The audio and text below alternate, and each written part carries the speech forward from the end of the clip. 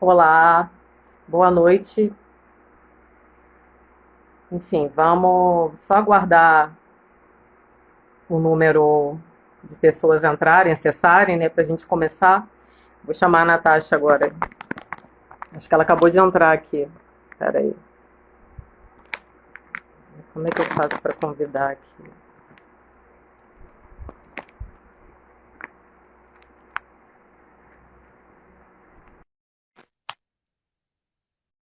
Mandei o convite para Natasha. Não sei se apareceu já.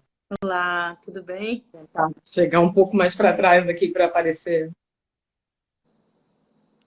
Tá aparecendo já. Você tá me ouvindo? O som Estou tá bom? ouvindo. Beleza.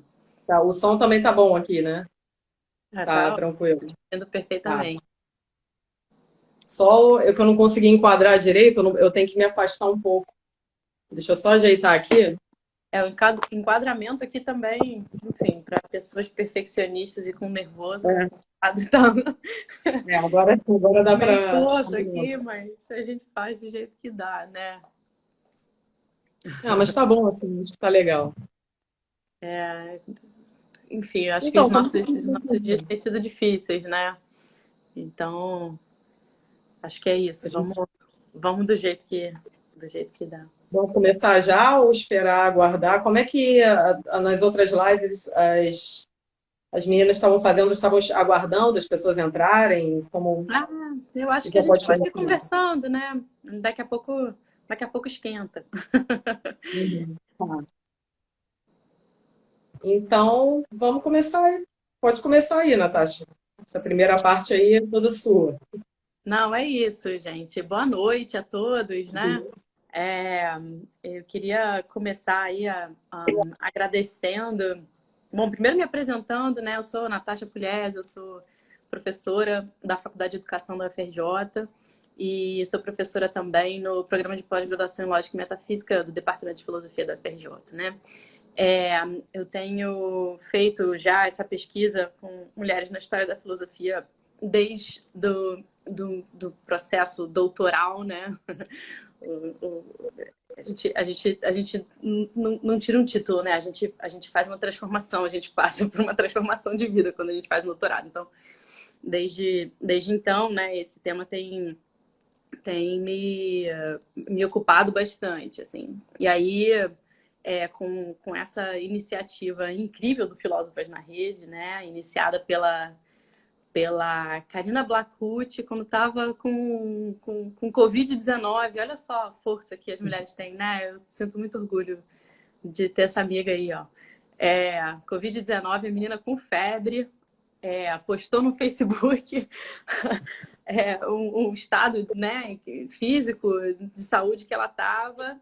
E aí as pessoas começaram a dar retorno e ela falou, cara, eu preciso desse retorno com mais constância e de uma outra maneira. E aí surgiu o projeto do Filósofas na Rede. E é muito interessante, assim, né, porque o Filósofas na Rede, pelo menos para mim, ele juntou um conjunto de pessoas, né, de mulheres que estudaram juntas na graduação, né, Carol? Então, assim, nós fizemos graduação na UFRJ em 2000 sei lá, eu terminei lá para Tem 2007, mais de 10 anos aí. faz um tempão, e a gente não se via e tal, né? E essa situação aí de isolamento e distanciamento fez a gente se aproximar. Então, é, o projeto é muito bacana, vocês aí que estão vendo agora e chegando agora, sigam, né, o Filósofas na Rede nos seus diversos canais, né? Aí, Carol, se apresenta aí nesse nosso bate-papo, fala um pouquinho aí de você.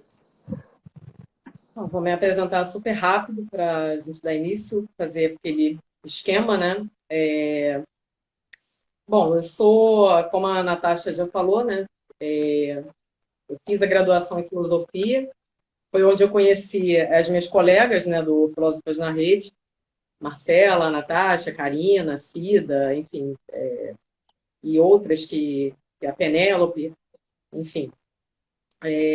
Só que a minha formação é um pouco mais diversificada, né? Eu tenho uma formação interdisciplinar. Eu saí da área da filosofia Aí eu fui, meu mestrado eu fiz em arqueologia lá no Museu Nacional.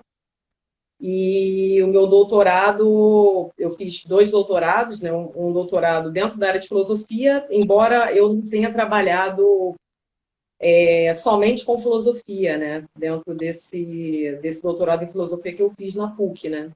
Que era na linha de pesquisa de filosofia ambiental. Eu trabalhei com relações animal-humano, né? Dentro dessa pesquisa, né? Da minha tese, né? E fiz outro doutorado no FRJ em História das Ciências, né? E epistemologia, História das Ciências das Técnicas e Epistemologia, né? O HCTF.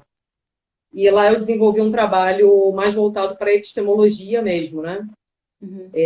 A minha área não é mulheres especificamente, porém, a minha área, que é estudos animais, né? Relação animal-humano, estudos que agora tem, né, esse campo, essa nova área colaborativa interdisciplinar, chamada estudos multiespécies, né, que é mais ampla, né, que estudos animais, mas que engloba, que agrega, né, os estudos animais também. Eu sou dessa área, só que dentro da minha pesquisa, com ciências animais, né, com ciências animais, mas também com ciências animais, né, dentro da minha área, eu praticamente trabalhei muito com mulheres, né, então eu comecei a me interessar por isso, porque a maior parte das pesquisadoras que eu estudava para minha tese eram mulheres, né? As pesquisadoras de ciências animais eram mulheres. E eu comecei a me aprofundar no porquê que elas eram mulheres, né? Enfim, e acabei me apaixonando pelo estudo, né? Enfim, das contribuições das cientistas, né? Especialmente cientistas da área de ciências biológicas, ciências naturais, né? Que é mais ou menos o âmbito da minha pesquisa. Eu não trabalhei com as cientistas das áreas das ciências mais duras, ciências físicas, enfim. E eu acabei me apaixonando por esse estudo, né? Por esse campo, né? Maravilha. Agora a gente vai começar, a Natasha, como a gente combinou, ela vai começar, né? Essa conversa que a gente vai ter, essa palestra, conversa, Já como vocês começou, né? Eu acho já assim começou, que né? já começou, estamos aí em média res, né? No meio das coisas. Achei Então, interessante que a gente começou a falar sobre esse roteiro, como é que a gente ia fazer esse bate-papo. Você trouxe um problema, né? Que é mulheres na filosofia e na ciência é muito amplo, de onde é que a gente começa e tal. E realmente é um tema muito amplo, onde várias questões estão conectadas, né? É um tema que justamente mostra as relações entre filosofia e ciência, né? Mostra as dificuldades de ocupação das mulheres na academia em geral, né? Então, acho que ainda que filosofia e ciência, bom, tem toda uma discussão, né? Se é filosofia científica, se não é, qual a relação, qual a diferença entre filosofia e ciência, mas, assim, de todo modo, né? São áreas do conhecimento que se realizam, que se expressam na academia, né?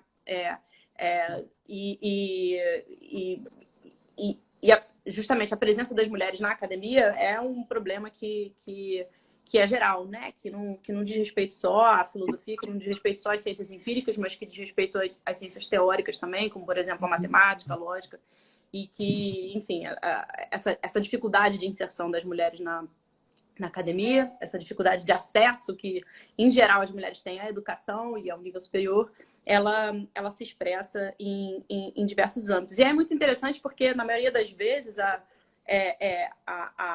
chegada nesse problema vem de uma constatação, né, pessoal. Você, mulher, numa sala de aula, em filosofia, na graduação, né, com poucas outras companheiras, né, com poucas outras mulheres na sala de aula, sem nenhuma referência nos livros de obras clássicas escritas por mulheres, né, obras clássicas da filosofia escritas por mulheres. E, enfim, questões então essas questões surgem da vivência, né, da experiência pessoal, assim, dentro da academia, dentro da universidade. E, e aí, assim, é interessante pensar que o tema Mulheres na Filosofia, né, ele conecta esses temas que são pessoais, mas que são também sociológicos, né? Quantas mulheres há na academia? Quantas mulheres tem na sua sala de aula? Quantas mulheres você cita? Quantas mulheres você lê? Quantas mulheres você conhece que são filósofos, né? Então, essa questão quantitativa relacionada assim, a uma certa sociologia da prática filosófica, né, a sociologia da academia e tal, ela é interessante e ela muitas vezes é o lugar de chegada, não é? Mas apesar de eu ter chegado também por aí, assim, o que me interessa mais nessa questão, nesse tema, né, tão amplo, são as questões filosóficas relacionadas a essa ausência, né, a esse problema. Então, assim, o meu interesse é ver, assim, é analisar a história da filosofia, né? Perguntar por que a gente estuda os autores que a gente estuda, por que a gente estuda os temas que a gente estuda, por que a gente não estuda outros, e tentar fazer com que a filosofia olhe para si mesma, né? Olhe para a sua própria história e resolva certas questões que ainda não resolveu, né? E aí, quando a gente faz isso, quando a gente olha para a história da filosofia, tem duas perspectivas a partir das quais a gente pode fazer essa análise, né? Do lugar das mulheres na história da filosofia e na filosofia. A primeira é a partir do olhar da ausência, assim, né? Então, quando a gente fala em termos de linha do tempo, né? Quando você começa a pensar quem são os filósofos clássicos, qual é o cânone da história da filosofia, a gente pensa em Platão, em Aristóteles, em Agostinho, em São Tomás de Aquino, né? Enfim, aí você, sei lá, vai para modernidade, Montaigne, Descartes, Spinoza, Leibniz, né? Hume. A primeira mulher chega quase que no século XX, assim, né? Se você pensar, mulheres filósofas são autoras, né? Pensadoras quase que do pós-guerra para cá, assim, né? Hannah Arendt, por exemplo, e tudo mais. Então, a gente pode olhar para a história da filosofia a partir desse lugar da ausência, né? E vendo os buracos, vendo os silêncios e perguntando onde é que elas estão. Elas existem, né? Elas existem. E aí você fica com essa dúvida ontológica, né? Tipo, as mulheres existem, elas fazem filosofia, elas podem fazer filosofia. Por que elas não estão nas narrativas clássicas, tradicionais? Por que elas não estão nas antologias, nos livros didáticos, não é? Então, essa é uma maneira de fazer essa abordagem. A outra maneira é assumir que elas existem, né? Mulheres produziram e produzem filosofia, mulheres produziram e produzem ciência. De maneiras mais integradas ou menos integradas à comunidade científica, à comunidade filosófica, aos círculos intelectuais, né? Por conta, né, de contingências históricas, como, por exemplo, a possibilidade delas participarem da universidade, ganharem grau, né, cumprirem cursos, terem educação plena, né? Bom, então, assim, quando a gente assume que elas existem, aí a gente tem toda uma outra maneira de fazer a história da filosofia que exige, né, reconhecimento e resgate, né? Então, esse olhar da presença e da existência das mulheres na filosofia exige justamente um trabalho minucioso de biblioteca, de arquivo, de encontrar manuscritos, e aí é muito interessante porque tem manuscritos que são assinados como anônimos e a gente não sabe muito bem qual é a autoria. Enfim, tem todo um trabalho de história mesmo, né, da filosofia, no sentido de arquivo, né, de arquivologia, assim, de investigação de texto, que é preciso ser feito, né? E aí, quando a gente começa a ver esses textos poucos estudados e tal, a gente vê que tem toda uma história da filosofia, né? Toda uma linha do tempo de mulheres filósofas que vai desde lá da Hipátia, das pitagóricas, né? Hildegard de Bingen, Christine de Pizan, e aí no começo da modernidade, Elizabeth de Boêmia, Anne Conway, a Damaris Cudworth e a Margaret Cavendish. E assim, e aí chegando também no século XIX e para o XX tem as mães fundadoras da filosofia analítica, né? As mulheres lógicas, que são também super negligenciadas e tal. Então, tem essa outra, né, linha do tempo que pode ser construída a partir desse olhar da presença, assim, das mulheres na filosofia, né? E aí, a partir daí, desse olhar da presença, digamos assim, a metodologia de história da filosofia que eu assumi, assim, como sendo a minha, né? Ao invés de falar de ausência, falar da presença, falar do resgate, falar do reconhecimento, né? Da necessidade de reconhecimento. Dois eixos de construção dessa narrativa de história da filosofia feita por mulheres, né? Se apresentam. Então, a gente pode abordar essas obras né, abordar a prática filosófica das mulheres a partir das obras que elas construíram, escreveram, e também a partir dos temas, né? Então a gente pode como se faz na filosofia clássica, né, canônica, a gente pode fazer uma história da filosofia a partir de autores autores, né, e obras, e a partir de temas, né? Então os mesmos eixos se apresentam para uma história da filosofia a partir da contribuição feminina. Quando a gente então decide estudar história da filosofia voltada para as obras feitas por mulheres a partir justamente das obras, num certo sentido, é mais fácil fazer esse trabalho, tirando o trabalho de arquivologia e biblioteca, que é extremamente delicado, complexo e que, assim, já falando assim, não dá para fazer à distância, sabe? Assim, você precisa ir até o lugar do manuscrito, você precisa ver os textos e tudo mais. Não é uma coisa que você faz pela internet, assim, né? É um trabalho extremamente especializado. Estudar essas obras, num certo sentido, depois que você já tem acesso a elas, depois que você pode ler e tudo mais, que você já fez tradução, que você já, né? É mais fácil do que estudar, num certo sentido, assim, os temas, porque essas obras, elas nasceram a partir de certas condições materiais, né? Então, essas mulheres, elas estão produzindo filosofia em círculos intelectuais que incluem homens, né, também, assim.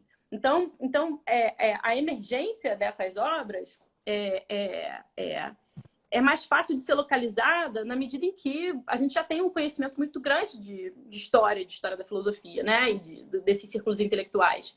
Então, por exemplo, dá para a gente saber com quem elas estavam em diálogo, né? E começar a estudar essas obras inéditas ou pouco estudadas a partir da relação que elas têm com autores que a gente já conhece. Então, por exemplo, eu estudo Annie Conway e eu estudo especificamente a relação entre, né, a crítica da Annie Conway, né, a filosofia da Annie Conway e a metafísica do Spinoza. Então, assim, é mais fácil, né, te dá uma chave de interpretação que facilita o trabalho de resgate. Quando a gente fala em tema, né, e aí nesse sentido, assim, é mais fácil inserir também essas mulheres no cânone, porque é isso, né, eu posso estudar a Annie Conway na medida em que ela me ajuda a entender Spinoza. Então, eu já tenho também eu tenho uma defesa, né, da inclusão e do estudo da Annie Conway que, digamos assim, numa academia que não está muito disposta a incluir ou a estudar essas obras, eu tenho uma defesa, que é justamente, olha, vamos estudar a Annie Conway porque ela ensina para a gente a dispersão, né, a recepção da obra de Spinoza na Inglaterra do século XVII. Ela foi a primeira mulher a publicar uma crítica a Spinoza enquanto, né, ainda no século XVII, né, eles foram contemporâneos. Então, isso me ensina também sobre Spinoza. Essa é uma maneira de fazer a coisa, né? Claro que para um completo reconhecimento dessas obras e dessa autora, o que a gente precisa fazer é ir além desse estudo comparativo e entender o que é de próprio, o que é de original na Conway, que independe do Spinoza e dos seus pares, né? Ela participou de um grupo chamado Platonismo de Cambridge. Bom, e aí a outra maneira, já estou terminando, vou passar a bola para você, porque eu acho que eu estou falando um monte aqui, mas não, o pensamento a obra, né? Então tem esse eixo de interpretação a partir da obra e tem o eixo de interpretação a partir do tema. Quando a gente pensa em história das mulheres na filosofia a partir dos temas, aí uma outra necessidade se abre, assim, porque elas estão falando sobre a sua própria condição, né? E as próprias limitações sociohistóricas que elas sofrem, assim. Os seus processos de subjetivação, sobre as opressões e tudo mais. Então, a temática, né? Se você pensar no que elas, né? No que elas estão escrevendo, sobre o que elas estão escrevendo, elas não estão necessariamente falando dos mesmos temas que os autores canônicos, né? Que os filósofos estão falando, né? E aí é interessante descolar um pouco essa história da produção feminina da história canônica e ver até onde ela nos leva, né? Ver, na verdade, o que de diferente tem ali. E aí a gente encontra temas que são temas recorrentes, né? Nas obras escritas por mulheres. Um tema recorrente é o direito, né? O direito à vida pública, o direito político, né? O direito ao acesso à educação, o direito a uma educação igualitária, né? as mulheres não podiam, mesmo quando elas começaram a ter escolas próprias, né, a escola para as mulheres e tal, o currículo das escolas femininas não era o mesmo que o currículo das escolas masculinas, né? Então, quando a gente analisa a história a partir dessa ótica dos temas, a gente vê uma originalidade, né, nessa prática filosófica. E aí a gente pode também fazer uma história dos temas, é interessantíssimo. A gente vai para Christine de Pizan, a gente tem aqui a Kelly Defame, né, que é justamente esse início dessa discussão, né, do lugar da mulher na vida pública, da natureza, né, o que é ser mulher, até onde é a mesma coisa que ser homem, né, enfim. E aí, então, nesse sentido, assim, é mais difícil fazer essa história a partir do tema, porque justamente quando você coloca esses temas no jogo da história da filosofia, do cânone,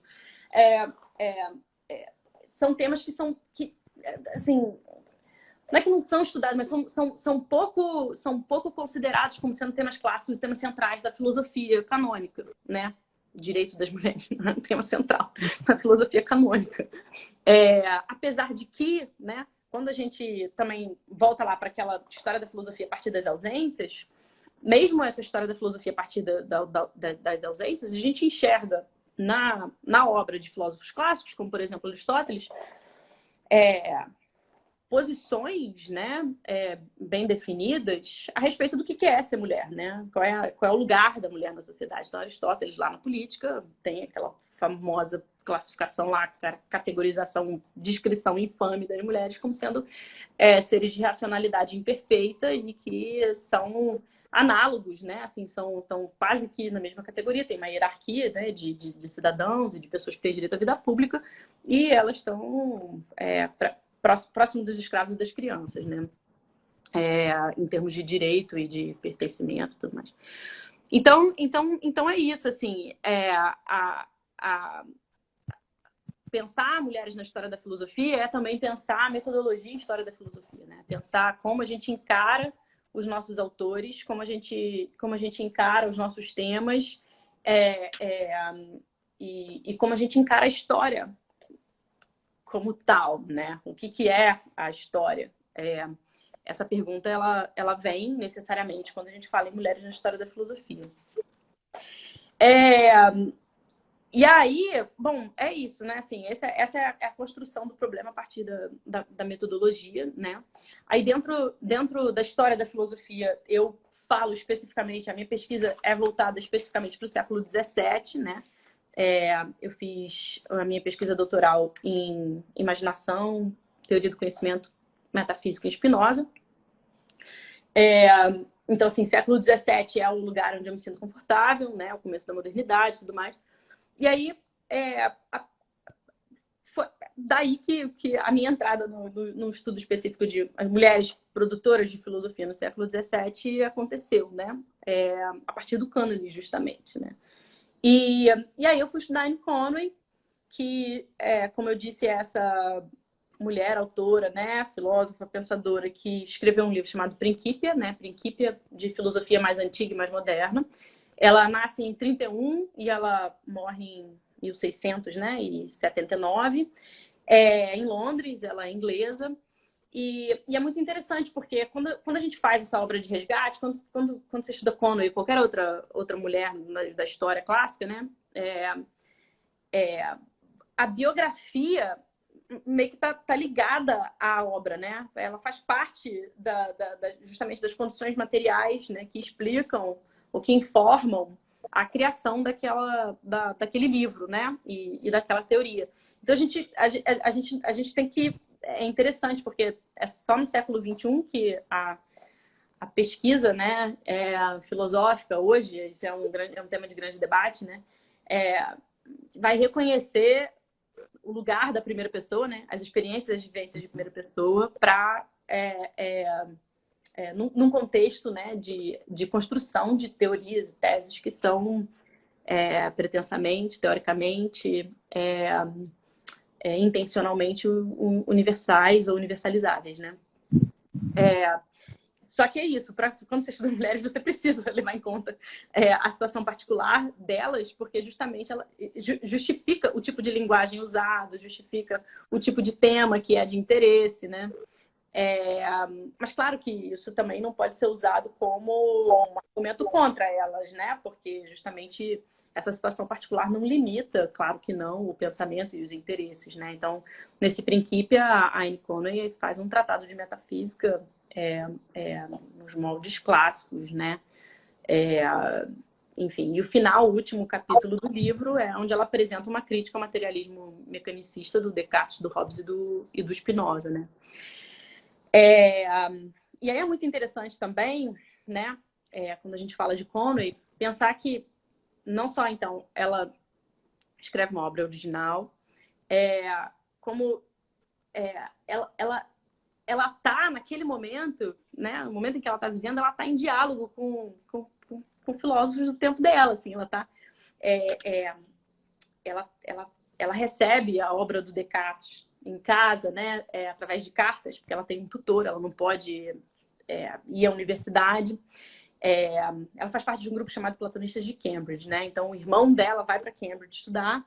Ele conhece o Henry Moore, o irmão dela, o John Finch, ele conhece o Henry Moore, e o Henry Moore vira tutor da Conway através de cartas. Então, assim, é interessante também que a carta vira um meio de expressão filosófica, né? Então, quando a gente fala de mulheres na história da filosofia, a gente tem que pensar também em estilos, distintos estilos próprios, né? E parte do reconhecimento da produção delas inclui também o reconhecimento desses novos estilos, né?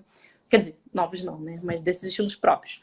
E aí, então, ela está em diálogo com autores da época. Quando o livro dela é publicado póstumamente, sem autoria, né?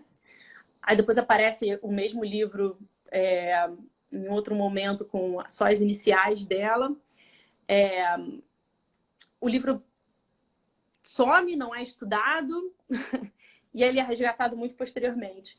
Mas aí quando a gente vai vendo, então, o círculo intelectual, a gente tem acesso a coisas como, por exemplo, uma carta que o Leibniz escreveu para um amigo dele, né, dizendo que ele tinha na Anne Conway uma precursora, né, para o conceito de mônada.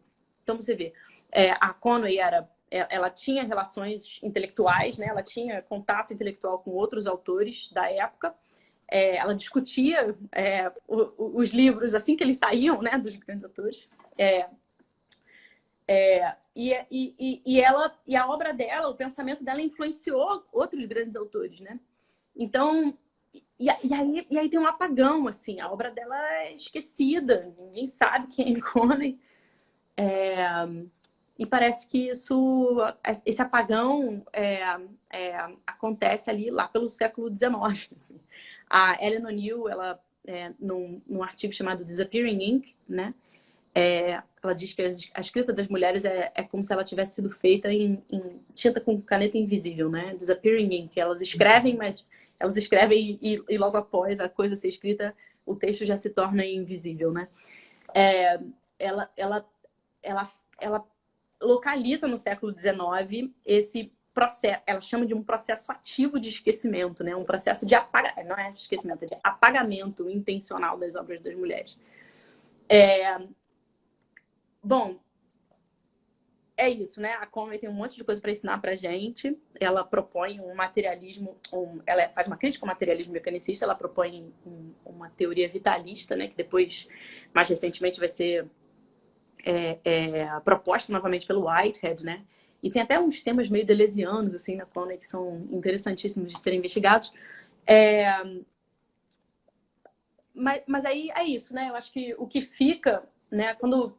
Eu também tenho uma outra autora que fala que quando você estuda o problema do reconhecimento das obras intelectuais das mulheres, você acaba... Ai, tá. O vídeo voltou. Tava travado. Você acaba tendo que discutir também, né, várias outras opressões, porque, enfim, a Conway é uma privilegiada, né? Ela ela era parte da aristocracia também. Então, quando você estuda a dificuldade de reconhecimento a partir da chave de gênero, você tem acesso a um problema que, na verdade, não se reduz ao gênero, né? Que, como a gente já sabe hoje em dia, que essas opressões são interseccionais, né? Elas incluem opressões de raça e de classe também. E mais recentemente, assim, eu tenho tentado ver, juntamente com uma colega minha que tem trabalhado comigo nessa linha de pesquisa, né, que é a professora Gisele Seco, lá da UFSM, a gente tem tentado ver como a narrativa da história da filosofia ela também inclui uma exclusão, uma opressão geográfica, né? Como a geopolítica influencia na narrativa da história da filosofia. Que, enfim, tem uma outra maneira de falar sobre isso, que é a perspectiva decolonial, né? Acho que a professora Suzana de Castro poderia falar sobre isso em outro momento e tal. Não é exatamente o que eu estudo, mas a minha pergunta é assim, o que estava acontecendo no Brasil no século XIX, né? Cadê as nossas filósofas históricas, assim, não as contemporâneas, que seria meio que fácil nomeá-las, assim, né? Pelo menos as que estão por aí, assim, falando e que já produziram bastante coisa. Mas cadê? Qual é a história das mulheres pensadoras brasileiras, né? A gente também precisa fazer essa obra de resgate. Então, assim, é um tema super vasto, é um projeto de vida, assim, né? E espero que o pessoal se engaje aí, quero estudar isso também, porque não dá para ser feito sozinho, né? E aí, Carol, tô te chamando de Carolina de Almeida, isso também é importante, né? O modo da gente usar a linguagem, como a gente se refere a outras mulheres, né? A gente tende geralmente a chamar as mulheres pelo primeiro nome e os homens pelo sobrenome. Isso é uma coisa importante para a gente atentar. Não necessariamente num bate-papo, numa live no Instagram, mas quando a gente vai citar, quando a gente vai escrever um texto sobre, né? É importante a gente atentar aí para não reproduzir essas hierarquias e essa opressão no nosso texto, né? E uma dessas coisas é chamar a pessoa pelo nome.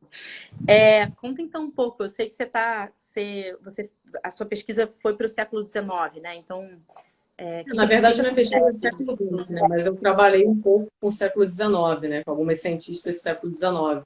Vou falar um pouco sobre elas, né? E vou tentar fazer uma ponte até meados do século XX, né? Até a década de 60, 70, com a Revolução Feminista, que teve, de fato, uma mudança epistemológica, né? Institucional nas ciências, né? Foi uma época em que surgiu as epistemologias feministas, né? E a ciência ela teve que se adaptar, né? A essas novas questões. Mas, já que eu queria começar falando 3 questões que eu achei super interessantes na sua fala.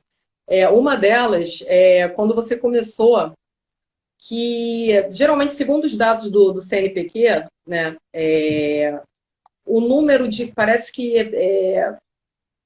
60% das mulheres optam pelas ciências humanas. Não, entre 60% e 70% das mulheres optam pelas ciências humanas e apenas entre 20% e 30% das mulheres optam pelas ciências duras e pelas ciências naturais, né? Só que sempre a filosofia, eu não sei se a filosofia ela se encaixa dentro das ciências humanas nessas pesquisas, porque a filosofia sempre me pareceu um campo muito machista, né? E branco, né? De fato. Só agora que a gente está, assim, na minha época, que não é tão, na nossa época, que não é tão, uma coisa, recente ainda, né? Mais ou menos aproximadamente uns 10, 12 anos atrás, ainda a maioria dos alunos da filosofia eram homens e brancos. A gente não tinha nem filosofia africana, nem filosofia decolonial, né? Então, assim, são mudanças muito recentes, né? E já que a gente está falando especificamente sobre a questão das mulheres, né, na filosofia da ciência, vou ficar só no machismo, né? Vou falar do racismo, mas, enfim, o número de mulheres aumentou dentro da filosofia muito recentemente, né? Que as mulheres na filosofia ganharam destaque, né? Então, mas aí você fala, depois que a gente terminar, que a gente entra no debate. E outra questão que você falou, fundamental, que é uma coisa que não é só dentro da filosofia, mas é uma fonte que ela é muito importante para o resgate das contribuições das mulheres em todas as áreas de saber, especialmente nas ciências, são as cartas e correspondências, né? Inclusive, eu vou falar um pouco delas, né? Porque já que a mulher, né, a mulher ela teve acesso, né, no Ocidente, a mulher teve acesso à universidade, ao ensino superior, só no final do século XIX. Isso inclui o Brasil, né? O Brasil acompanhou, né, essa mudança, né? No Brasil, se eu não me engano, acho que foi na década de 70 do século XIX que as mulheres começaram a ter o acesso à educação superior. E, obviamente, a mulher ela só foi aceita, né, na comunidade científica algumas décadas depois dela ter essa permissão, né, de cursar o ensino superior, né? E algumas mulheres feministas que eu vou falar, né, nessa live, não vou falar de todas, porque senão a gente vai passar dias e dias conversando, porque são muitas mulheres, né? Muitas estão sendo resgatadas só agora, e especialmente através das cartas e correspondências que elas estabeleciam com os cientistas. Por exemplo, como é o caso da Frances Cobbe, que foi uma feminista, né, inglesa, não sei se ela era inglesa, não sei se era inglesa ou, enfim. Bom, ela estabelecia correspondência, a Frances Cobbe estabelecia correspondências com Charles Darwin, né? E ela não era uma cientista, mas ela era uma jornalista feminista, né? Extremamente engajada, né, na emancipação da mulher, na luta pelo direito ao voto e na luta pela aceitação das mulheres, né, pelas comunidades científicas, né? E pelo direito da mulher de ter um diploma de ensino superior. Essas eram as lutas da Frances Cobbe. Alguns pesquisadores dizem que ela era lésbica, enfim. E a Cobbe, ela ficou mais conhecida pelas contribuições, que ela teve umas contribuições para a ciência, né? Inclusive com relação ao comportamento de cães, né?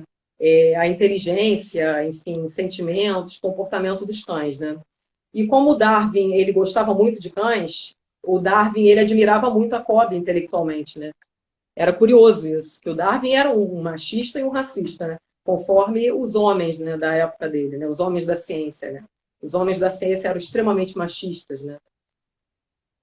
Isso porque eles seguiam, né, uma ciência moderna, que era uma ideologia extremamente positivista, né, de progresso, e também porque a própria ciência, né, desenvolvia em meados e no final do século XIX, teorias de machismo epistêmico e machismo científico, né? Na visão da biologia, da época, a biologia estava nascendo no século XIX, e é por isso que eu vou falar especificamente das mulheres do século XIX. A visão da biologia, já era uma visão evolucionista, que ainda era um pouco criacionista, era dividida, a comunidade era dividida entre os criacionistas, né, lamarquistas e darwinistas, né? E uma concepção muito comum na biologia da época, né, na biologia inglesa e francesa, era de que a mulher era uma máquina reprodutora, né? Que a mulher a natureza da mulher era uma natureza voltada para o cuidado materno, né? Voltada para a reprodução. E que o próprio Darwin, né, ele defendia essas questões. Natácia? Tô aqui, tô aqui. E eu acho que deu um. Tá aí, né? É porque o vídeo desapareceu, agora voltou. Tô aqui. Então, você está me ouvindo? Tô, perfeito. Pode continuar. Então, o Darwin e a Frances Cobbe, eles se correspondiam por cartas, né? É claro, tem alguns textos da Frances Cobbe que foram publicados em jornais da época, jornais com essa temática antivivisseccionista, né? Mas o Darwin, embora ele reconhecesse a inteligência e as contribuições intelectuais da Frances Cobbe para a ciência, ele achava que isso era meio que um desvio, que a Cobbe, ela pensava assim porque ela era masculinizada, né? Inclusive, eu conversei com um amigo meu que trabalhou com a história, com as contribuições da Frances Cobbe, com essas correspondências, o André Lima Carvalho. Não sei se ele está assistindo essa live, não sei. Mas eu acho que ele não tem Instagram. Mas E ele conversou que o Darwin ele tinha umas piadinhas que também estavam nas correspondências com outros pesquisadores sobre a COB. Parece, se eu não me engano, o Huxley, o Thomas Huxley, que se correspondia com o Darwin, ele dizia que ele chamava a COB de solteirona. E o Darwin chamava o Hutton, que era o outro antivivisseccionista, de uma COB afeminada. Não, de uma COB masculinizada, uma coisa assim. Então tinha essas piadas, né? A mulher inteligente era considerada como uma mulher masculinizada, né? Porque a inteligência era considerado um atributo biologicamente comprovado da natureza do homem, né? Então, assim, é uma coisa um pouco complicada. Bom, isso para falar da contribuição das correspondências, né? Também vou falar um pouco sobre as correspondências da Marianne Evans, que enfim, foi uma escritora, né, que usava o pseudônimo de George Eliot, né? Ela se correspondia com o Herbert Spencer, né? Que é um filósofo, né, que, enfim, em termos bem gerais, ele é responsável pelo termo que foi apropriado, foi utilizado de forma muito equivocada posteriormente, e justamente na época dele pelos evolucionistas sociais, pelos darwinistas sociais, como a sobrevivência do mais apto, né? Foi um termo, inclusive, que foi de forma equivocada associado ao Darwin, né? E não era um termo do Spencer. O Spencer era filósofo, e o Spencer não era cientista, né? Mas o Spencer ele tentou aplicar a teoria da evolução biológica do Darwin às sociedades humanas, né? Em termos econômicos, sociais e culturais, né? Foi uma grande besteira, né? Porque a partir daí surgiram teorias racialistas, enfim. A eugenia, né, é baseada nessa concepção darwinista social. As concepções racistas, enfim, as primeiras concepções racistas, elas surgiram desse tipo de pensamento, né, extremamente perigoso, que foi considerado como darwinismo social, e mais recentemente como o spencerismo biológico, né, para tentar limpar um pouco a barra do Darwin, embora ele também fosse, enfim, machista e um pouco racista, né. E a George Eliot também, ela foi uma escritora, né, que se correspondia com o Herbert Spencer, inclusive ela tinha uma admiração enorme pelo Herbert Spencer, e ela gostava muito de ciências, né? Ela era uma evolucionista, assim como a Frances Cobbe era uma evolucionista, assim como outra feminista, que foi a Clémence Royer, que foi uma francesa, né, que foi tradutora dos textos do Darwin para o francês, e o Darwin considerava, no início, olha isso, inicialmente, o Darwin considerava a Clémence Royer como uma das mulheres uma das mentes mais inteligentes da França. Só que o Darwin, ele não gostava de competir com mulher, ele não gostava quando as mulheres, eram muitas, questionavam as concepções dele. E a Clémence Royer, ela era uma pessoa muito crítica, era uma feminista muito crítica. E ela criticava, super bem fundamentada, as concepções de que a mulher era uma máquina reprodutora, as descrições extremamente subjetivas e pessoais dos homens, dos cientistas, do que era a mulher, biologicamente falando, né? E criticava também a teoria da pangênese, quer dizer, as ideias sobre a pangênese do Darwin, e o Darwin ficou putinho, desculpa, e demitiu a Clémence Royer, né? A Clémence Royer deixou de ser a tradutora do Darwin para o francês, e ele contratou um homem que era bem menos competente, né, em comparação com a Royer, né? Então, quer dizer, enfim, tem vários exemplos, né, de mulheres que foram invisibilizadas, né, que contribuíram significativamente para as ciências no século XIX. E era muito daquela questão, né? Porque a ciência, as ciências naturais e também as ciências sociais do século XIX, as ciências sociais surgiram, né, com base nas ciências naturais, né, a partir das ideias positivistas de progresso, de um método experimental, enfim. Então, elas tinham essa tendência a essa objetividade, né? Que posteriormente, né, uma, uma das epistemólogas que eu considero muito, né, que trabalha inclusive com a epistemologia feminista, que é a Sandra Herdin, e com a epistemologia do ponto de vista, ela considera como objetividade fraca, né? E fala sobre a epistemologia feminista ter a ver com uma objetividade forte. Seria baseada, assente, né, numa racionalidade ampla e inclusiva, né? Ou talvez numa polirracionalidade, né? E a racionalidade que é característica, né, da nossa epistemologia dominante do Ocidente moderno, branca, patriarcal, do homem europeu, uma epistemologia extremamente eurocêntrica, a característica principal é o universalismo, né? É o universalismo e a monorracionalidade, né? É um modo de pensar hegemônico, competitivo. E a racionalidade das cientistas mulheres tentavam desconstruir isso. A racionalidade delas era inclusiva, não era exclusiva. Era uma racionalidade ampla, né? Isso incomodava, né, os cientistas da época. A Frances Cobbe, ela foi muito criticada porque ela defendia uma posição antivivisseccionista, né, que era uma ciência assente, baseada numa ética animal, numa época em que a fisiologia estava surgindo, as ciências biológicas estavam surgindo e estavam se promovendo através da fisiologia. Então, os homens precisavam da experimentação animal, né? Enfim. E a Frances Cobbe não. A Frances Cobbe, ela queria uma ciência que fosse baseada no respeito aos animais, né? E é uma coisa que só, enfim, só foi... aliás, nem nos dias de hoje essa discussão ainda existe, né? Sobre, enfim, tem a objeção de consciência, várias questões, né, sobre a questão da experimentação animal. O movimento antivivisseccionista ainda está aí, enfim. E a Frances Cobbe no século XIX, meados do século XIX, já estava engajada nisso, além do feminismo, né? Então, assim, a gente tem que reconhecer, né? E é óbvio, né?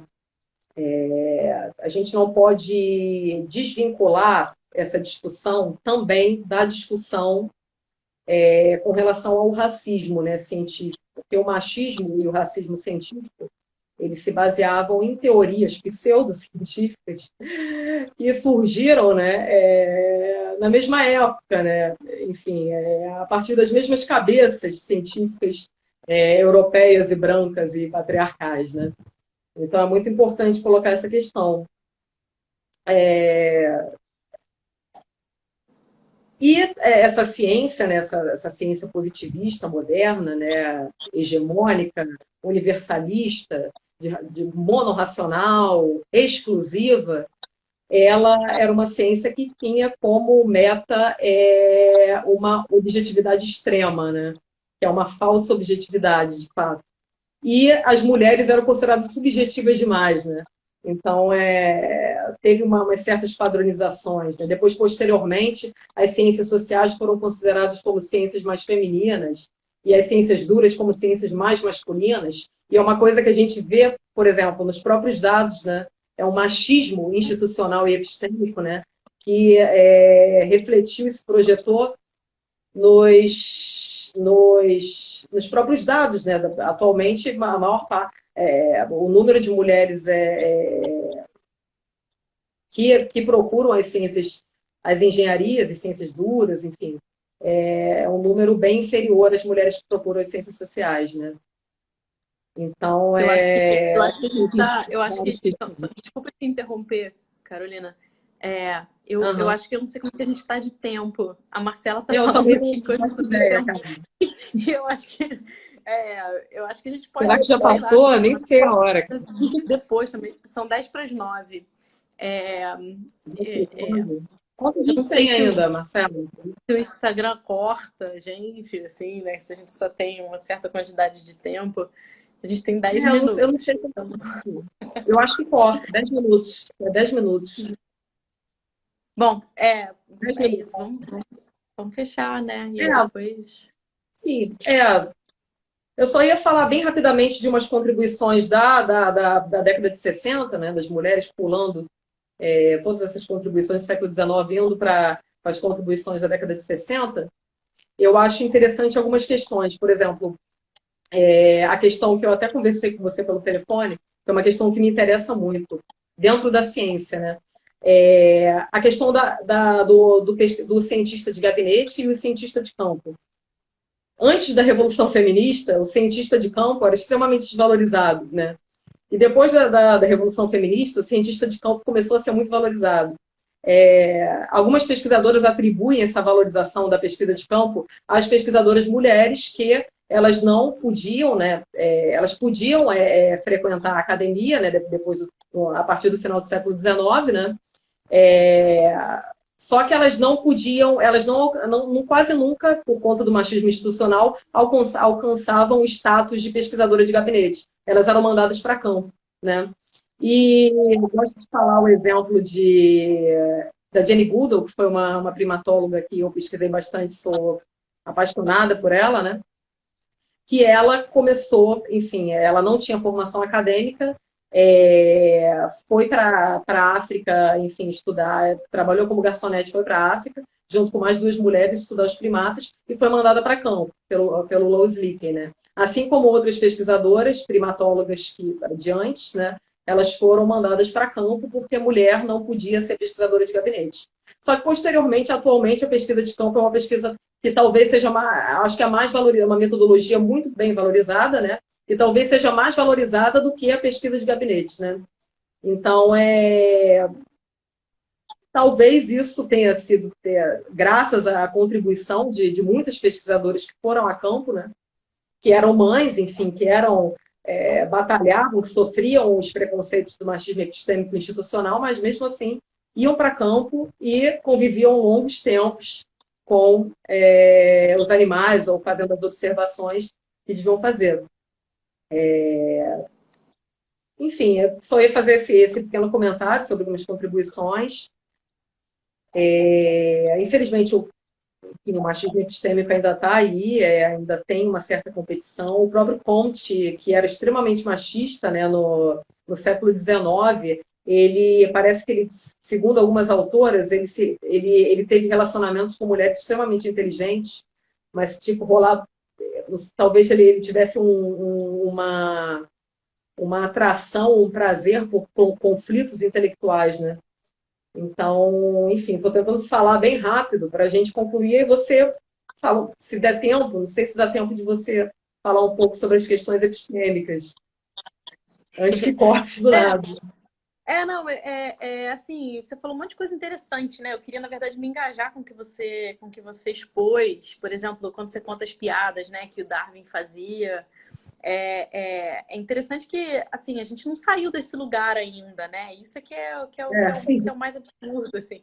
Tipo, isso, na verdade, indica o clima da academia no século XIX, que é semelhante ou assim, hoje ainda pode ser até pior, né? Assim, o clima da academia, essa coisa de usar a piada para diminuir, né, a racionalidade do outro, a autoridade, não se reconhecer, acho que tem uma questão aí de princípio metafísico mesmo, que é não reconhecer que o eu é constituído de um outro, né? Então, assim, essa negação do outro no interior de si é um problema, né? Eu acho que quando a gente começa... A gente fala muito de problemas epistemológicos, mas também tem questões metafísicas fundantes aí que impedem o desenvolvimento de uma ciência mais justa, né? Com menos vícios epistêmicos. A gente tinha falado sobre essa dualidade, né? O vício epistêmico e as virtudes epistêmicas, né? Quais as virtudes epistêmicas que o resgate das obras,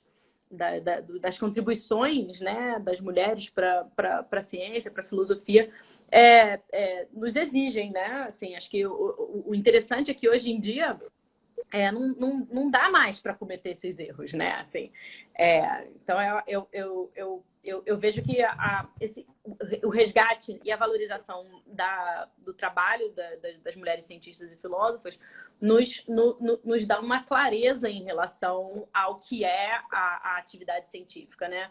Nos dá uma clareza em relação às limitações da prática científica. E nos aponta para lugares mais interessantes, como justamente esse da racionalidade inclusiva, né, que você estava chamando a atenção. Tem virtudes epistêmicas que seriam interessantes da gente trazer à baila depois, né? Porque, por exemplo, eu, eu, eu eu sou defensora de um certo tipo de universalidade, né? Porque, afinal de contas, a ciência ela precisa falar sobre o comum, né? A ciência ela precisa falar sobre o que é. Quando a gente fala, né? Quando a gente pega um modelo matemático que foi pensado numa universidade inglesa para falar do movimento de dispersão de um Uhum. vírus no Brasil, né? A gente precisa ter uma certa criticidade, né, em relação à objetividade desses É uma dados, mas assim, o dado universalidade local, funciona, né? assim, Não né? Ele hegemônica. tem um desculpa. Ele tem. Deixa eu É só uma terminar. universalidade Ele tem um. local, né? Não hegemônica. Não, eu acho que assim é um problemão, assim, é uma grande questão, né? Esse binômio universalidade e objetividade na ciência, porque afinal de contas a ciência ela precisa ter pelo menos universalidade Sim. e objetividade como guia, né? Mas assim, ainda que a gente tenha, né? Então, digamos que eu não quero abrir mão da universalidade e da objetividade da ciência. O que eu tenho que fazer, né? Se eu não quero abrir mão desses princípios que guiam a prática científica, filosófica, eu tenho que prestar atenção para eu não ser um sujeito de conhecimento que vai conhecer, né? Que vai fazer, produzir teoria a partir de vícios epistêmicos, né? Essa é que é a parada. Quais as virtudes? O que a gente precisa ter numa postura científica filosófica para que a gente não cometa esses erros, né? De achar que Eu acho que uma assim. pseudo... Deixa eu só terminar rapidinho. Achar Aham. que uma tese que pode ser, né, que pode ser defendida objetivamente, ela foi construída a partir de princípios que a tornam mais ou menos objetivos. Assim. Acho que, é, é, enfim, é um temão. É um temão Uhum. e a gente precisa voltar aí, porque, afinal de contas, ui, é, é isso, né? A gente precisa saber onde a gente quer chegar, assim, e Aham. como fazer ciência e filosofia de uma maneira menos injusta, né? É, Sim, com certeza. enfim, é isso, na verdade, que eu te... Aham. acho que não quero me estender muito mais, porque o problema da universalidade, da objetividade na ciência é justamente uma grande questão. Eu Uhum. sei que você queria falar alguma coisa sobre isso, mas eu não sei se, É, eu não sei se a gente eu continua sou, eu sou, nesse básico que eu tô eu sou a travando aqui, favor que eu não sei de se uma concepção vale mais a pena a simétrica. gente continuar. Não sou contra, eu não sou contra. Na verdade, eu acho que não devemos nunca negar a universalidade, né? A universalidade, de fato, né? Eu acho que o importante é a gente reconhecer, né, essa universalidade como fundamentada localmente, né? Como fundamentada culturalmente, né? No mundo ocidental, pelos europeus. A universalidade é uma tendência, é uma pretensão europeia de ciência, né? A gente deve reconhecer isso, mas não negar, porque a ciência universal ela teve diversas contribuições, né? Se a gente negasse isso, a gente estaria assumindo essa competitividade dessa epistemologia dominante que a gente está questionando, né? Então, assim, eu acho que é importante reconhecer, né, isso como uma característica da localidade. A universalidade pode ser fundamentada localmente, né? Eu acho que essa é a base da epistemologia do ponto de vista, né, que a Sandra Herding coloca, né, diversas vezes, que é essa epistemologia assente numa racionalidade ampla, né? Ou seja, a racionalidade de tendência universalista, ela teria a possibilidade de dialogar com as racionalidades de tendência pluriversais, ou enfim, relativistas, enfim, com outras formas de racionalidade, né? Então, eu acho que a gente tem que partir desse princípio, não negar, né? Mas incorporar, né? Diferentes racionalidades, né? Esse que é o trabalho, né? Essa que seria o sentido de uma racionalidade inclusiva, né? A gente não excluir nada, nenhuma percepção. Óbvio que todas têm que ter um fundamento, óbvio, né? A ciência tem que ter uma boa fundamentação teórica. Faltam 27 segundos para a gente Bom, falar alguma é coisa. isso, né? Acho que não dá para continuar se engajar nessa questão, porque, enfim, Eu teria um monte de coisa para falar sobre É muita universalidade, coisa, cara, a busca do para. comum, né? Enfim, eu não. Mas também acho que não. Olá.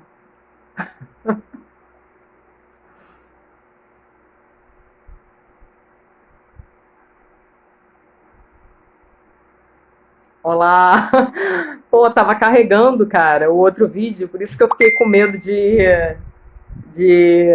de tirar. Peraí, deixa eu só responder um negócio aqui rapidinho.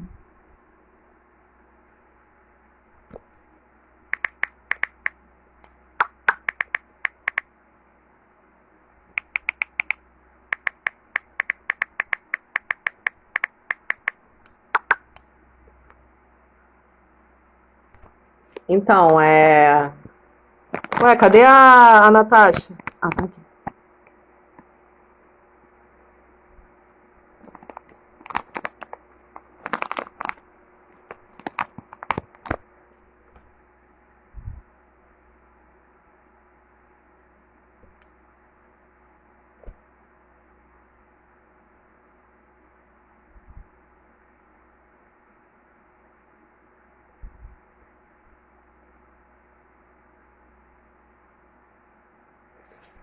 Como é que eu tô tentando chamar aqui a Natasha, não tô conseguindo, peraí.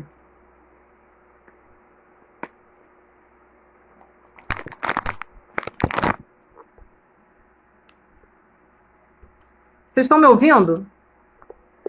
Natasha, você podia escrever alguma coisa para eu te convidar aqui? Para aparecer seu nome aqui?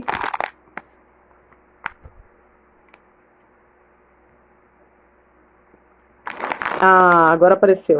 Ah, sim. Agora sim.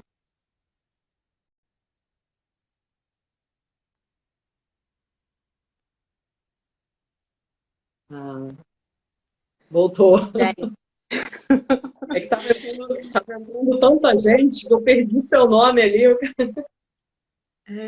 olha só, eu acho o seguinte, que a gente tem que, sei lá, fazer uma conferência, um seminário, entendeu?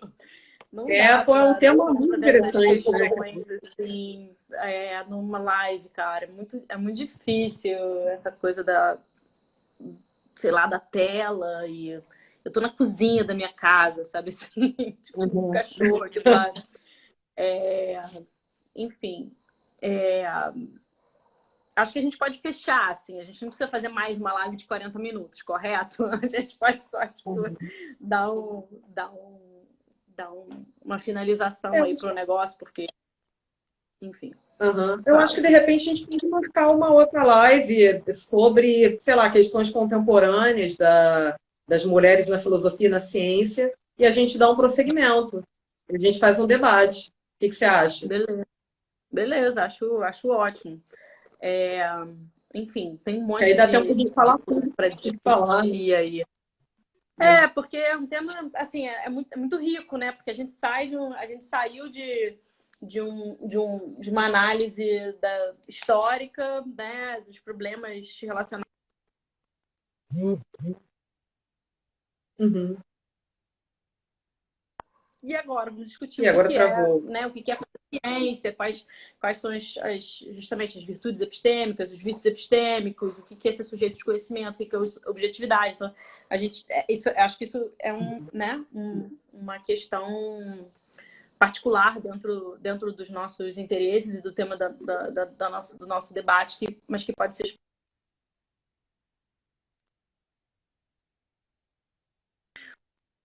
E agora tá. Beleza? Vamos marcar Travou, então agora. essa conversa sobre Então, vamos universalidade na marcar, vamos marcar. ciência e feminismo na Isso. ciência, né, na filosofia da ciência. A gente pode até pensar em convidar outras pessoas também que estudem isso e tal, mais a fundo, né?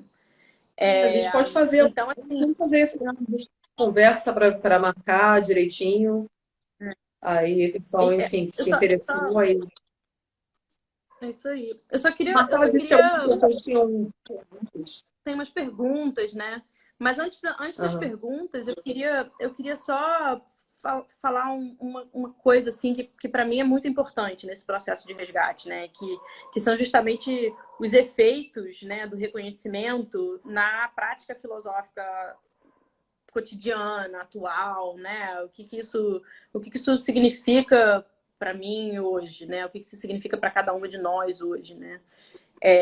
Então, eu acho que a primeira coisa mais imediata é que quando a gente começa a resgatar e falar dessas contribuições, dessas mulheres, né? A gente passa a dar nome a coisas que são difíceis de nomear, né? Assim, então, a gente passa a ter um instrumental linguístico, né? Para agir, né? E para se colocar melhor nesse espaço público. Então, uma das coisas interessantes clima na academia é um conceito importante, né? E que a gente precisa se responsabilizar sobre o clima na academia. O que significa para mulheres de minorias ou não, né? Mulheres trans, mulheres negras, mulheres de classes sociais mais baixas, enfim, com dificuldades econômicas, mulheres que entraram na academia e não tem ninguém na família que, né, é chamada primeira geração de mulheres na academia. O que implica a gente falar sobre mulheres para essas mulheres, né? Assim, e eu acho que uma dessas coisas é a mudança no clima da academia. A gente tem que se responsabilizar pelo clima que a gente vive, né? E realmente falar contra a piadinha, né? Tipo, nesse sentido, a gente precisa da solidariedade dos homens, né? Isso também é um problema deles, assim. Na verdade, é um problema deles. A gente só está apontando. E aí, então, tem isso, né? Do clima na academia, a solidão institucional que as mulheres vivem. Acho que esse é outro conceito importante, o conceito de solidão institucional. E eu acho também que é importante a gente falar desse processo como um processo de construção de uma memória coletiva, né? Eu tenho falado isso, assim, a gente tem direito de saber a nossa própria história, né? Tipo, qual a história da contribuição das mulheres, a gente tem direito. E isso assim, esse reconhecimento nos faz mais forte, nos dá mais instrumento e mais enfim, meios, né, de fazer o nosso trabalho. Enfim, abre, né, esses espaços públicos, esses espaços acadêmicos para a nossa ocupação, assim. E aí, então, isso exige, né, esse processo exige que a gente, então, desenvolva novos instrumentos linguísticos, e aí por isso que é interessante essa conversa de racionalidade e universalidade da ciência. Não é fácil, né, de falar sobre, porque justamente em algum momento os conceitos que a gente tem não vão alcançar aquilo que a gente quer dizer, né? Então, de algum momento a gente precisa ocupar esses lugares teóricos com outras ferramentas que ainda precisam ser construídas, assim. E eu acho que no momento atual a gente tá nessa hora, né, nessa fase do desenvolvimento dessas questões em que a gente vai criar conceitos mesmo, né? Que a gente vai criar novos termos. Então, enfim, isso precisa ser feito com calma. E aí, como eu queria falar também dessa outra parte, né? Dessa outra dimensão do processo de resgate, que é a relação transversal que o cânone, né? Que o resgate das obras das mulheres na filosofia e nas ciências implica para justamente a nossa prática cotidiana, em sala de aula, né? Então, assim, eu tendo a falar sobre cânone com os meus alunos, mostrando que, assim, tem cânone, né? Tem a narrativa tradicional, que, claro, agora a gente está se esforçando para ampliar, né? E tudo mais. Mas a narrativa tradicional cânone, o currículo do curso, o programa do curso e a sua aula. E tudo isso está interligado, sabe? Então, assim, a gente pode fazer, a gente na ponta da aula que você dá, né? As escolhas curriculares, as escolhas de programas, as escolhas de temas, as escolhas de autores que você faz, né, na sua sala de aula, são de responsabilidade totalmente sua, assim. Então, claro que tem as dificuldades do dia a dia de encontrar e tal, mas assim, você pode falar sobre esses assuntos na sua sala de aula, você deve falar sobre a contribuição das mulheres na sala de aula. E você, como pesquisador, né, então você, na atividade docente, na atividade de pesquisa, é importante, é fundamental que você preste atenção nos seus objetos de estudo. Quem que você estuda? Quem que você cita? Quem está na sua bibliografia inclusiva, né? Então, assim, acho que isso tudo faz parte das transformações, né, que esse resgate gera na nossa prática acadêmica, né, no nosso trabalho, assim. Então, são transformações que vão desde da nossa concepção de ciência, da nossa concepção de filosofia, até a nossa concepção de docência, da concepção de pesquisa, né. E aí, finalmente, né, interessante que o grupo surgiu por causa dessa coisa de quarentena, estamos ferrados, a gente não sabe o que vai acontecer, a gente está vivendo, eu estou vendo, né, nós estamos vivendo um momento assim que eu imagino que nunca ninguém tenha imaginado que fosse viver, é, enfim, de perda de liberdade, né, de confinamento e de experiência de novos afetos extremamente difíceis.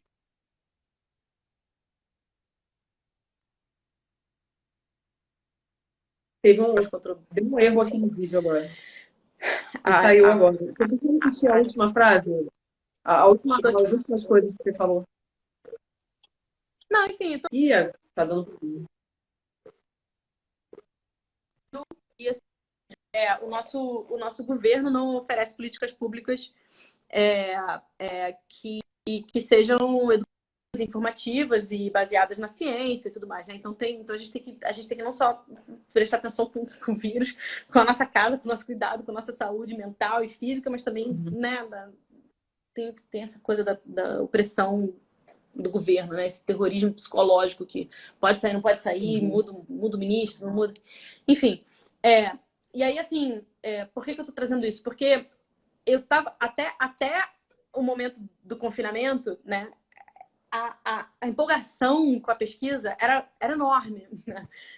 E ele parava de pesquisar, parava de ir dava aula e fazia aquilo e aquilo outro, e mulheres na filosofia, várias ações e tal.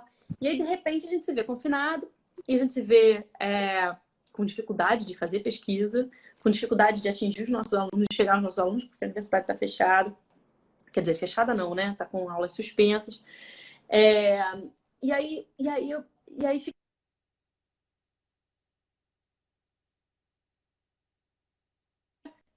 tem um certo afastamento, né, dos pesquisadores, dos professores e alunos, tem uma certa articulação, tem uma certa dificuldade,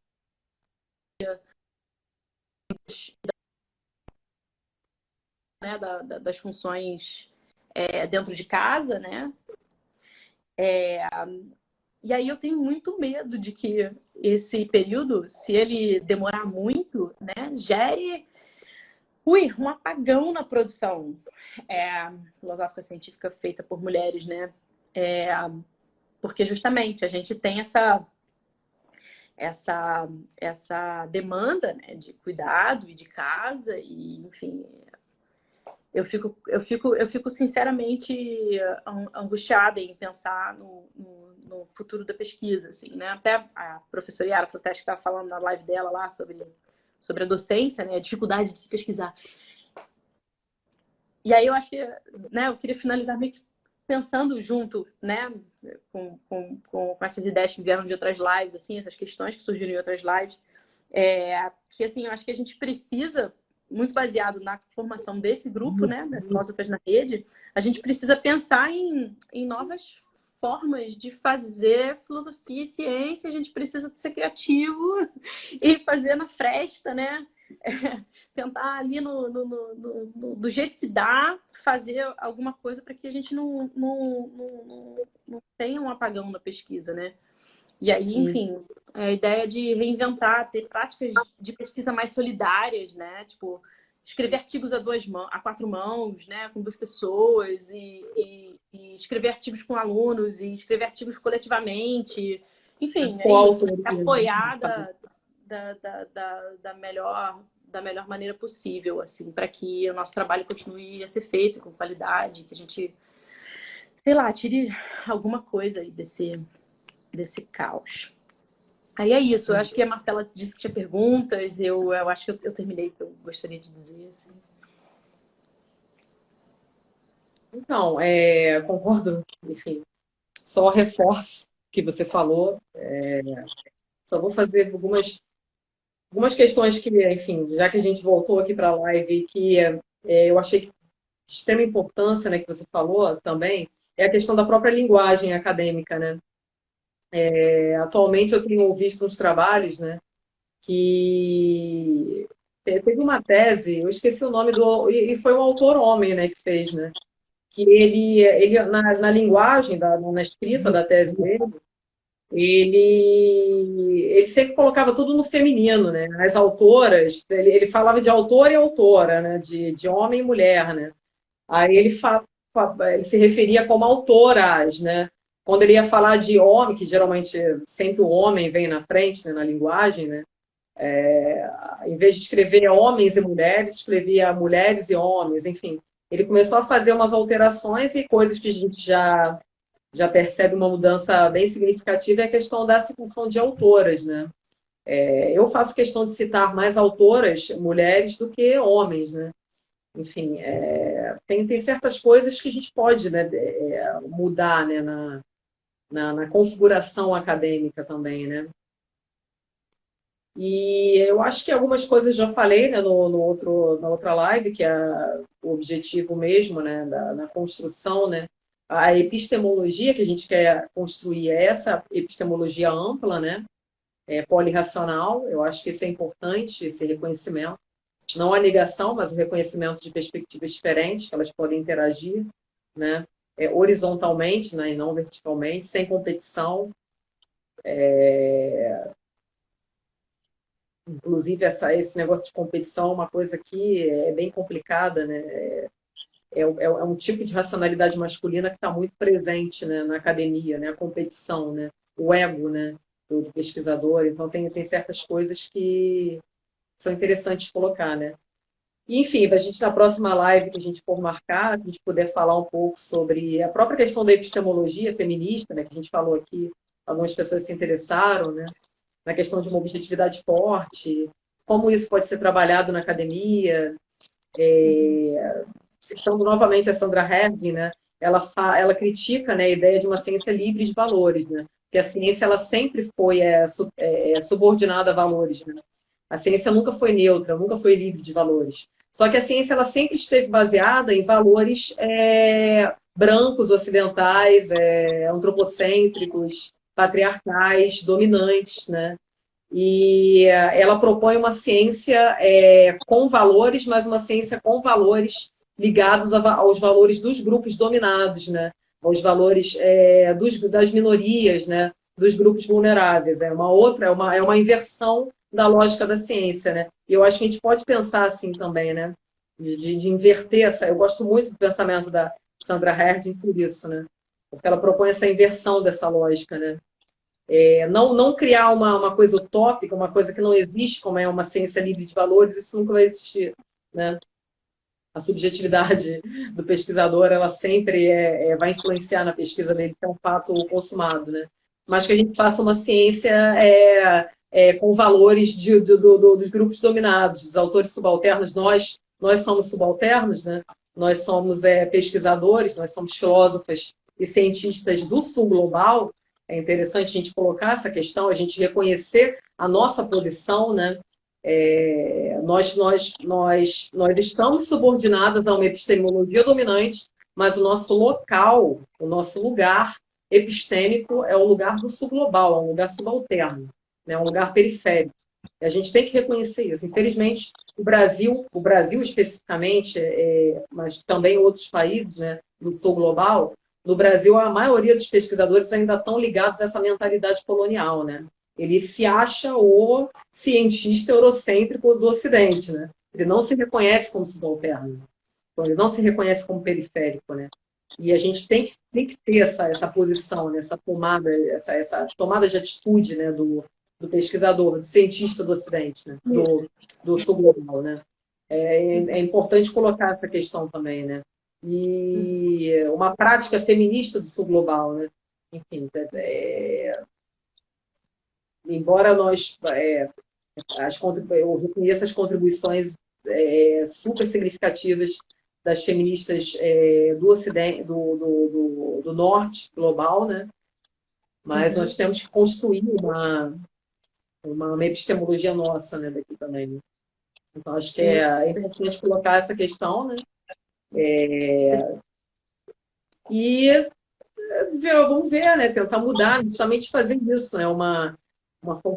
Construir um pensamento que seja polirracional, que seja inclusivo, que seja múltiplo, enfim, diferente, rico, né, nesse sentido. Acho que é isso. Acho que minhas últimas palavras são essas mesmo. Não sei se vai ter alguma. Vai ter pergunta ainda? Porque eu não vi ninguém fazendo pergunta, cara. Eu A não Marcela disse que tinha algumas perguntas. Eu estou vendo as pessoas entrarem, mas eu não estou lendo. Acho que não está vindo nada escrito aqui para mim. É, Só deixa eu ver um slide da Marcela. Marcela, como vocês veem a questão da maternagem na história dessas mulheres e quando as mesmas abrem Ih, mão não desse apareceu cuidado isso para aí, não. ficar no trabalho? Só apareceu, tem perguntas aqui. Pode responder primeiro, depois você me passa a pergunta que É a eu não única que li. tem aqui, porque as perguntas que vieram na outra live não estão disponíveis, né? Já que Mas como é que tu já vê que isso, cara? começou uma nova.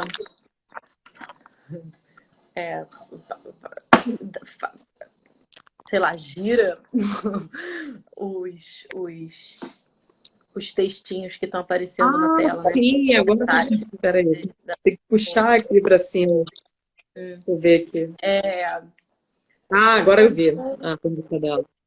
eu não sei responder a pergunta da Marcela, na verdade, porque ela está perguntando sobre a relação entre trabalho e maternidade nessas autoras. E, bom, a Conway não teve filho. A Mary Wollstonecraft, uma filha, né, que escreveu Frankenstein, né? E eu não sei, cara, eu não sei. Essa é uma questão que seria interessante de pesquisar também separadamente, né? Assim, ver na biografia das mulheres como a maternidade influencia na produção, né? A Conway, a grande questão dela, assim, é que ela passou metade da vida doente, assim, enclausurada num quarto, com as portas fechadas, assim, as janelas fechadas. Ela tinha uma doença que ninguém sabia o que era. E aí ela era, na verdade, objeto de pesquisa científica, né? Isso é interessante. Como ninguém sabia, os cientistas amigos do irmão passavam pela casa dela e iam lá testar curas na Conway. E ela tinha essas dores de cabeça frequentes e, enfim, eu estou falando desse aspecto particular da vida da Conway porque a maternidade e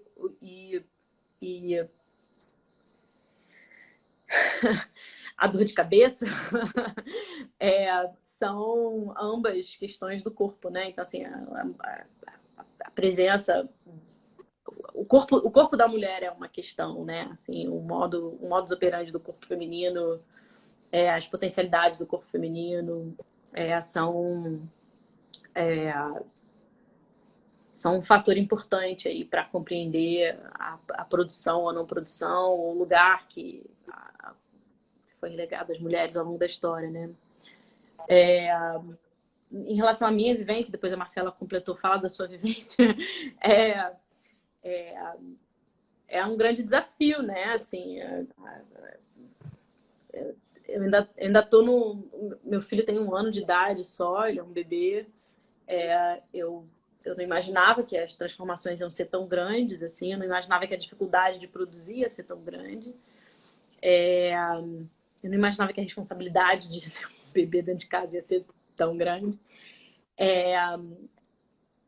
E aí, o interessante, eu acho, é que o tempo que a maternidade me toma, assim,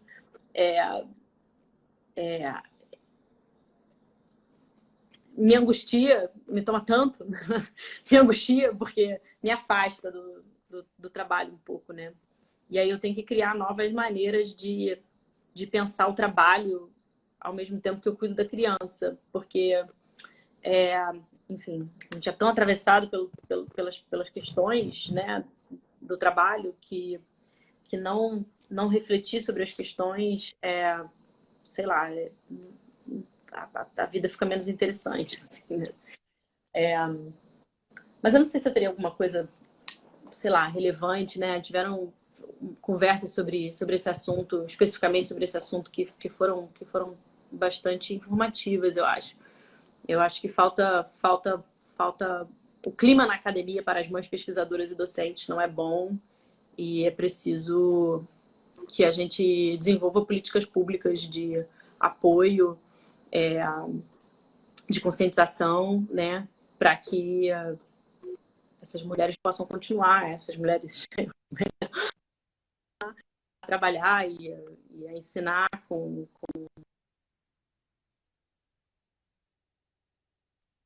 Agora deu problema de novo aqui no vídeo.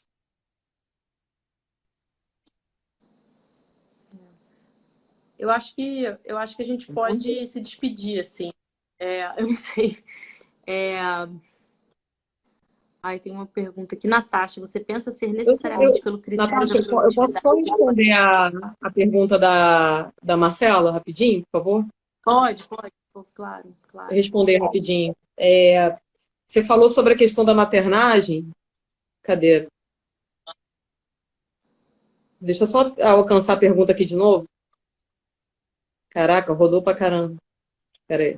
Tá. Enquanto você está procurando... Como você Tá, viu a não, questão da fala. maternagem, na história das mulheres, como as mesmas abrem mão desse cuidado. Então, dentro do campo científico é um pouco diferente, né? Porque algumas pesquisadoras de história das ciências, e é interessante colocar aqui a história da ciência no Brasil é uma coisa ainda muito incipiente, que ainda é muito recente, né? E a história da ciência das mulheres ainda é a mais ainda, né? Então os trabalhos ainda são muito poucos, né? Sobre a história das mulheres nas ciências, né? Mas muitas pesquisadoras, elas têm se dedicado a pesquisar, né? Ao porquê muitas mulheres cientistas abandonam, né? O trabalho, né? E um dos principais motivos é justamente a maternagem, porque a ciência, né, especialmente as ciências naturais, né, no caso, mais do que as ciências sociais, elas cobram um certo tempo integral de dedicação, né? E a mulher na maternagem, como a maioria das mulheres não tem a ajuda, uma ajuda de fato eficiente do homem no cuidado do filho, então a mulher ela tem que arcar com a consequência de cuidar e ficar mais tempo com o filho. Então é uma questão extremamente machista, né? Então muitos cientistas abandonam a carreira. Infelizmente, isso é um fato. Dentro das ciências duras, muitos cientistas abandonam a carreira porque elas têm que escolher ou a maternidade ou a carreira, né? Se é exigido o tempo integral na pesquisa, então ela tem que fazer uma escolha. E as mulheres acabam optando pela maternagem. Outras, enfim, quando você já está grávida, não tem como, né? Assim, mas, por exemplo, a Clemence Royer, ela, que eu citei, né, do século XIX, ela era muito polêmica porque ela tinha táticas de subversão ao patriarcado. E uma dessas táticas que a Clemence Royer indicava para as mulheres era o aborto, justamente para poder se dedicar à ciência, entendeu? Que ela considerava que a própria maternagem, com relação à ciência, né, ela poderia, enfim, atrapalhar a mulher, né? Então, ela era uma militante a favor do aborto, a Clemence Royer, no final do século XIX, né? Então, assim, uma evolucionista, inclusive, e que contrariava todas aquelas concepções que a mulher deveria ser uma máquina reprodutora, inclusive apoiando o aborto, né? E tem uma... Deixa eu só ver aqui uma coisa que ela falava.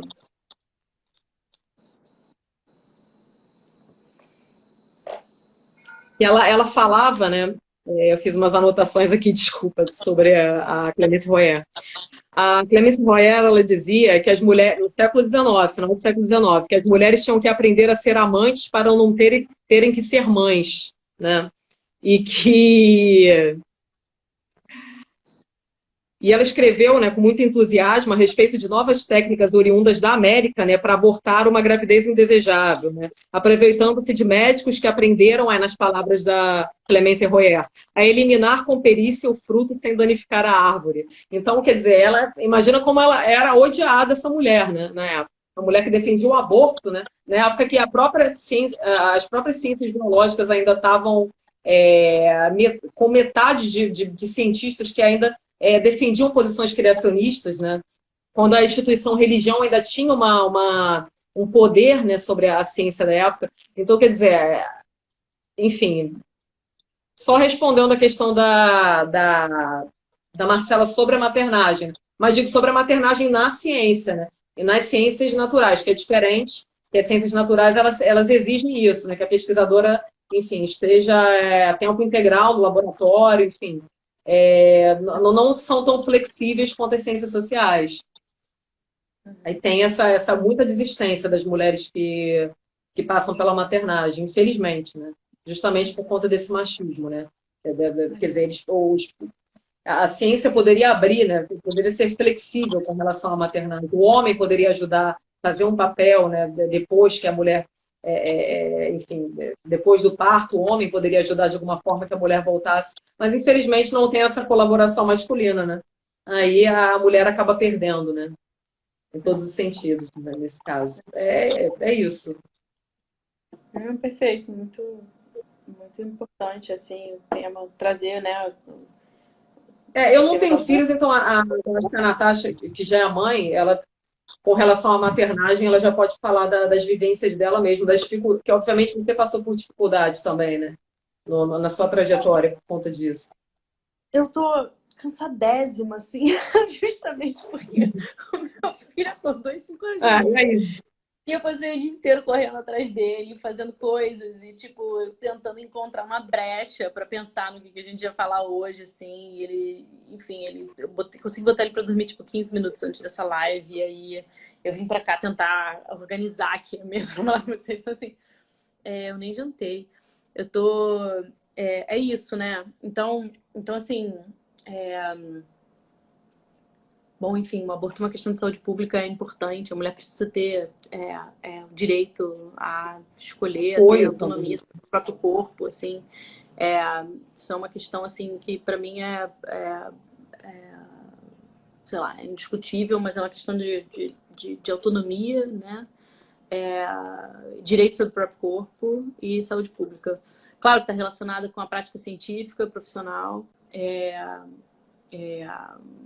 mas, enfim, o caso que você contou, para mim, é ilustrativo do seguinte, assim, da opressão que a mulher sofre, né? Assim, do tipo de regime de trabalho ao qual homens e mulheres estão submetidos e que, no momento da maternidade, não funciona de modo igualitário, né? Para homens e mulheres, independente de você ter um marido, né, um pai da criança que seja presente e que faça o seu papel de pai de modo pleno, porque existe, né, a mulher está quando ela pare, ela está numa situação de extrema vulnerabilidade física, ela sofre uma operação, quando não uma operação, um parto normal enfim, é um evento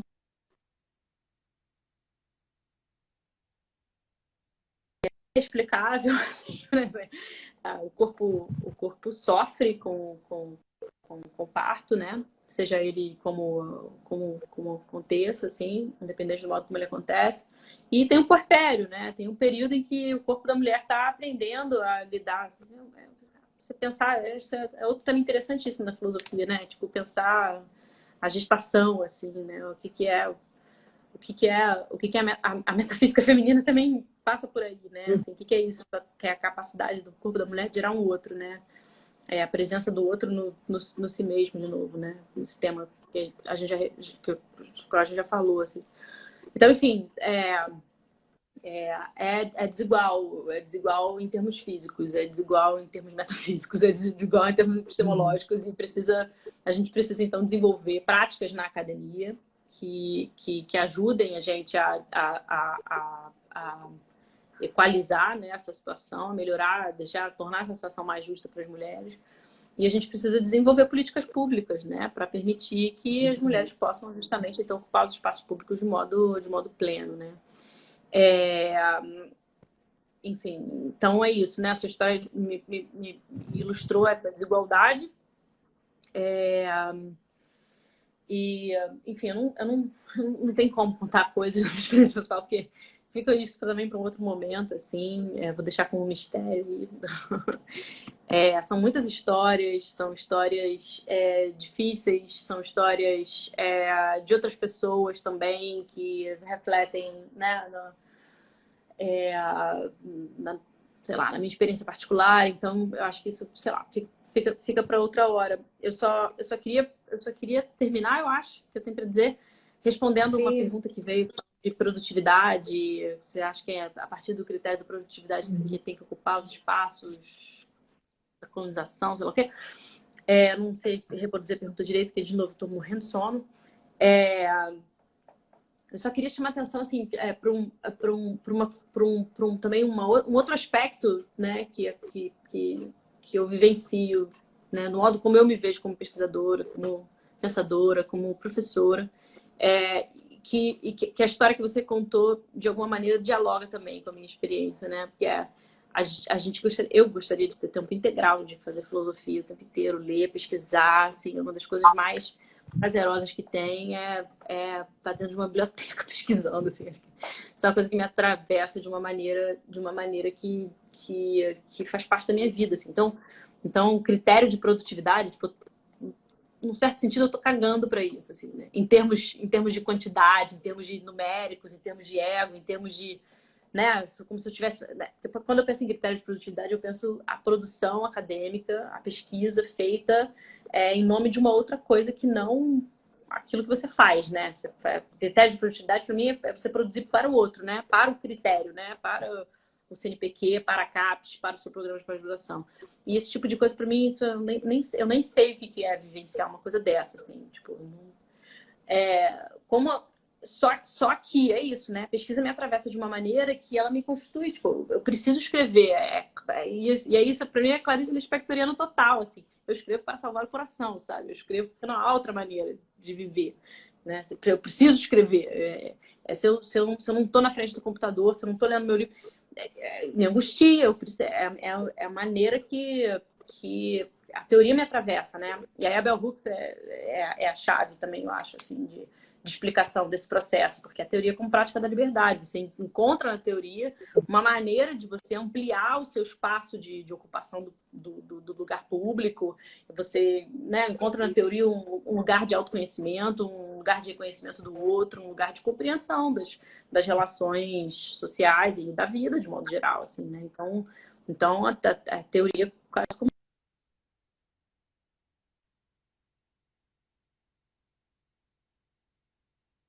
nome da produção, em nome do autoconhecimento, em nome do autocuidado, em nome.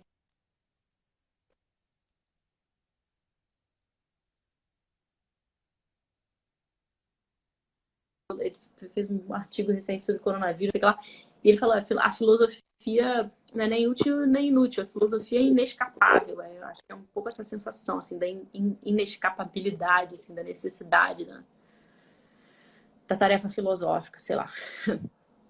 É isso, é um pouco sufocante, na verdade. É um pouco sufocante. Mas a Clarice Lispectoriano também, é uma coisa existencial. Assim, se escreve porque não tem outra maneira. Aí é isso, Carolina, eu tô cansadésima, assim, se você quiser alguma outra Estamos coisa. todos aqui também. Foi, pô, quase 2 horas nesse debate.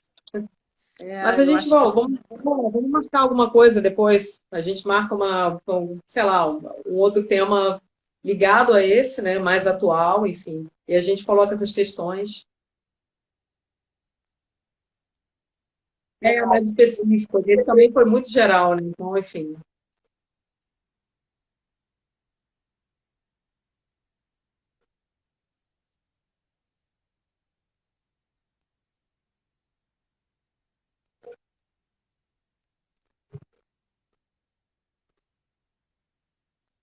Uhum.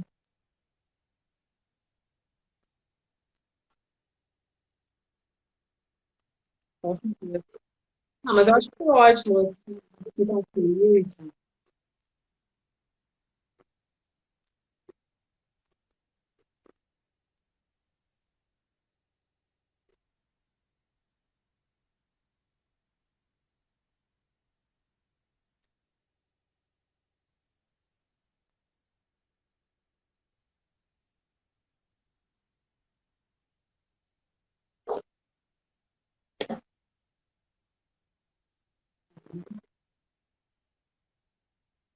Agora deu um tilt de novo no vídeo aqui. Você desapareceu, Natasha. Tá aí ainda?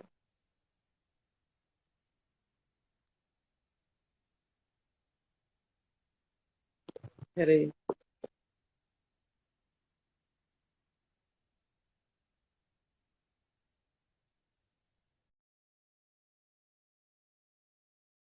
Deu tilt aqui no meu áudio.